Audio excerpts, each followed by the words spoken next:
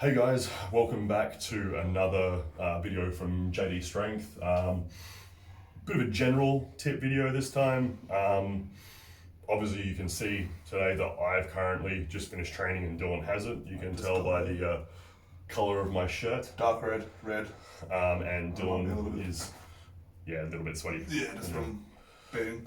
Yeah, from being a super heavyweight. If you want to know what it is to sweat, become a super heavyweight. Not recommended.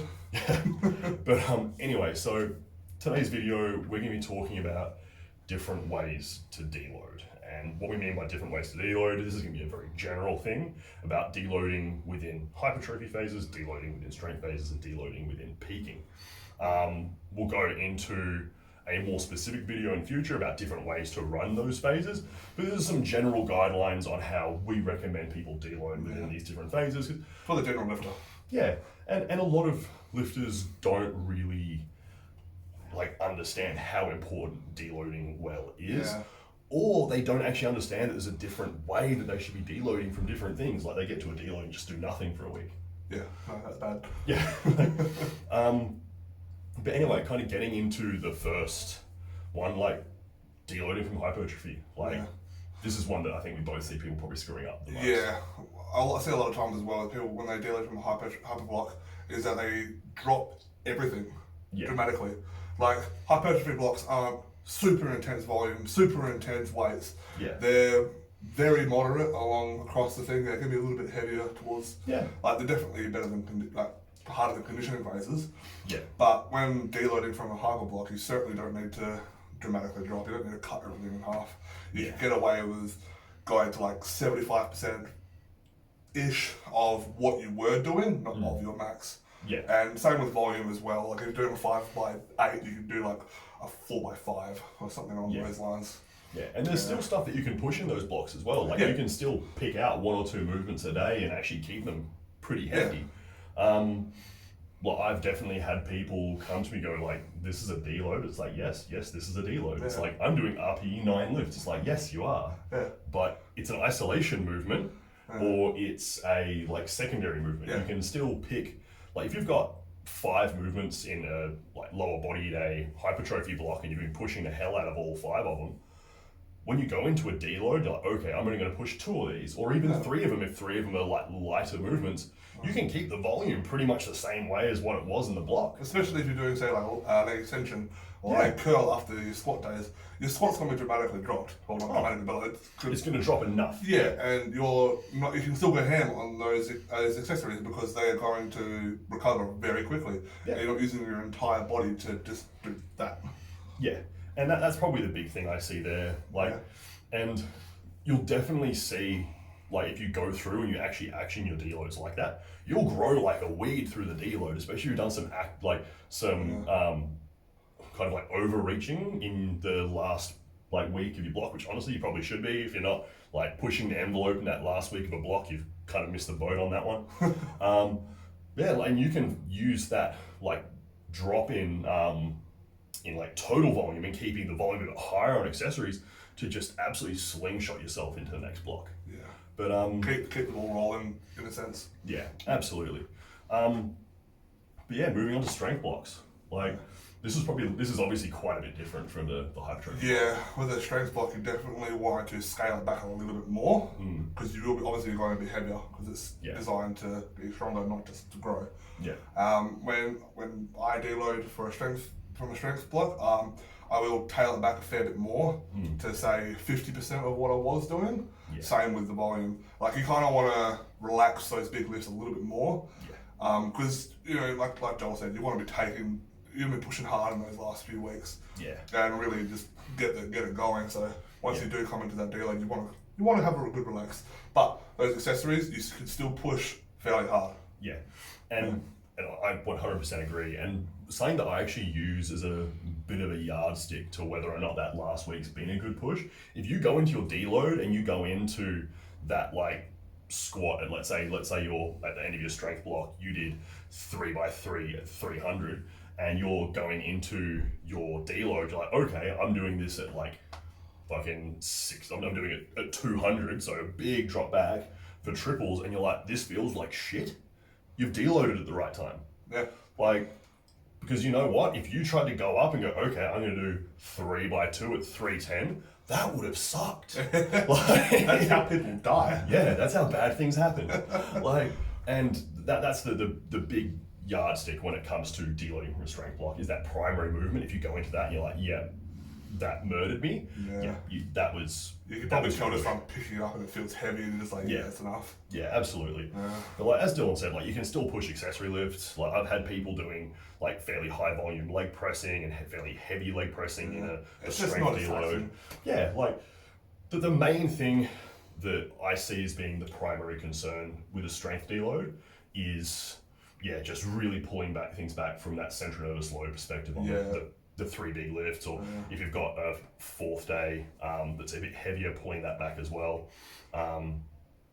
I'd probably still not push like your secondary lifts, and by secondary I mean like your 1 degree of variations. I'd still pull them back a bit, but anything that's going to not tax your shoulders, core, or hips heavily, you can generally push pretty well. So a good example there would be like if you go hard on a bench press, and you take that back, you take also back, say, your incline press. And then continue like your flies and dumbbells a bit harder. Absolutely. That's a perfect example. And the reason why I say shoulders, hips, like core, lower back, is because those are generally the areas that don't recover as well. Like the shoulder has so many small muscle groups in it stabilizing. If you've been going heavy for weeks, they're going to be hammered. Like hips, again, generally a big kick in the nuts to them when it comes to going heavy. Like speak to anyone who's done like a big heavy squat block. The first thing I say, like my hips feel like shit. Even from deadlifts as well. Yeah, man, deadlifts, and that's kind of the big point I was gonna make with like core, lower back as well. Is that's generally gonna be the first thing to go from that perspective. Like the lower back's such a low vascularity sort of muscle, it's gonna take longer to recover. So and it's bigger. Yeah, it's bigger. You load the shit out of it with everything you do. So that's the big thing there. But that's kind of strength blocks, and moving into peaking, which is probably the thing that is easiest to deload for. Because you've done all the hard shit before it. Pretty much. How do you look at deloading from peaking phases? So you're 1 week out from comp. You've done all your big stuff. Now, what do? What most people just go, oh cool, I'll just relax now. No, you wanna take things back quite a bit here. This is where you really wanna just let everything relax and just recover. Everything recover. But so a few days out, you instead of going like at 50% of what you were doing, you really want to bring it back hard to like 1 plate for every lift, even a bit less when say you bench press. And accessories to an absolute minimum, like 1 accessory. That's would be in isolation. So like your extensions, fucking extensions.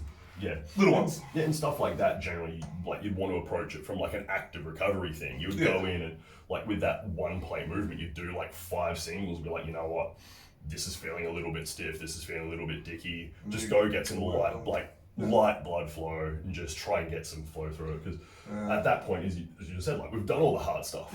Like we've already we've killed ourselves with doing like close to max lifts for, or even some super max lifts, and you're dead. Like that last week is just to recover, keep yourself moving, because that's the big thing that I find lots of people screw up. And relax your mind a bit as well, because you're going to be stressing about the comp the whole time. And cortisol, fuck you. The body perceives stress the same from everything, so just relax your mind as well. And that's we could dive into that. That's another big kettle fish. And that's the thing, like do that 1, maybe 2 sessions. Like personally, I like doing 2. I'll do like if I'm competing on let's say a Sunday, I'll do like the Tuesday and like the Thursday, and it'd be like 5 singles at a plate, 3 singles at a plate, and as Dylan said, like 1 light accessory maybe after each lift. That's still a maybe as well. And that's a maybe, and that's like a 3x10 at like RPE 5-6. It's really light and really back. And I know that you prefer just having that 1 session. So if I'm competing on Sunday, I'll do some stuff on the Wednesday or the Thursday morning at the latest. It can vary from a smaller to a bigger lifter. And that's going to be something that you just got to feel out. Well, trial and error. Oh, Like absolutely. everything. A lot of time. And you know what? At the same time, there's definitely been times where I've gone in and gone surprisingly heavy close to a meet, and actually come out okay. A lot of it's going to be based on managing your fatigue, but that's something that we'll get into in some videos we're going to do in future when it More comes specific, to yeah. specifics around how we run hypertrophy phases, how we run strength phases, how we run peaking phases. Because depending on the way that you peak, can depend on the way you run your deloads, and same for the other two. Yeah. This is kind of a general gist of what we recommend for the average lifter who's running like that sort of normal, like 4 to 6 week hard training block. Yes. And don't forget, you should be deloading. Yeah. Don't just go, oh, I'm feeling great, and then not deload. Yeah. Deload. And it's funny because you'll speak to people who go, oh, I don't deload, and they're elite level lifters. But then you'll talk to them a bit more. And I'll use 2 examples of this. I've heard this from Dan Green and I've heard this from KK. Both of them saying they don't deload. But both of them have said they will have days where they go into the gym and they'll start just feeling out their primary movement. It's like, and if it feels bad, they'll just not do it. They'll stop, they'll go on, they'll do light stuff and they'll leave. Deload is right there. That's a deload. It's, like, I've never spoken to a successful lifter who isn't deloading either by plan or by self-regulation on a regular basis. It's an absolute essential. And if you are actually able to keep training long term without deloading, you're clearly not training hard enough and you're probably not making good gains anyway. And this goes for even bodybuilders and general lifters as well. Give your body a rest every so often. Yeah. It needs it. And like, talking like bodybuilders, general lifters, like the biggest weight gains I've ever perceived in short periods of time have been in deload. Yeah. I had a deload where I put on like 3 kilos in a week, came out of nowhere. It was fucking ridiculous. Yeah. Like, because it's that accumulation of fatigue, everything drops, you keep your food up and your body just blows up. And it's like, yes! Yeah, it's like finally It's I can not grow. being torn apart. But yeah. Anyway, guys, that's the tip for this week. We'll be coming out with a video soon regarding my progression to Pro Raw. I'm currently in deload, funnily enough, which is part of the reason for this video today. So from next week onwards will be the big stuff up to Pro Raw, where hopefully I can put up some PBs. Yes. Yeah, and we'll also have to do some more, as we said, we'll be doing some coverage of Dylan going into his recovery phase for his back and into this off season. So what we'll probably do with that, which I think will be an interesting one, is we will sit down with Dylan and go through the plan and see how we put together a plan for this sort of stuff, and how Thomas Lilly, who does Dylan's programming, coaches him from on the online, helps him put together all that sort of stuff, and how we discuss stuff about that here. So enjoy, guys. We'll see you soon. Like, subscribe. Any questions you have, anything you want answered, please drop us a comment, and hopefully we'll see you really soon. On a side note, you've got some Living Large stuff you've been wearing? Yes, because I do live large. They are my new sponsor, and they are fucking incredible. If you're a big bloke, definitely get onto it. Yeah, you're looking tremendously swollen in that shirt. Yeah, I feel good. Like, Yeah. I got some good length as well. Yeah. And I'm not wearing the shorts right now, but the shorts are incredible. And they have pockets. And like, We've all bought training shorts that haven't had pockets and felt soul destroyed. yeah, because you've got to do the shot afterwards. Nope. But anyway, guys, you've got a discount code. It's like Yeah, Dylan 10. Dylan 10. They get 10% off. Yeah, 10% off. We'll put a link in the description. Please support. We'll see you guys soon. Hope you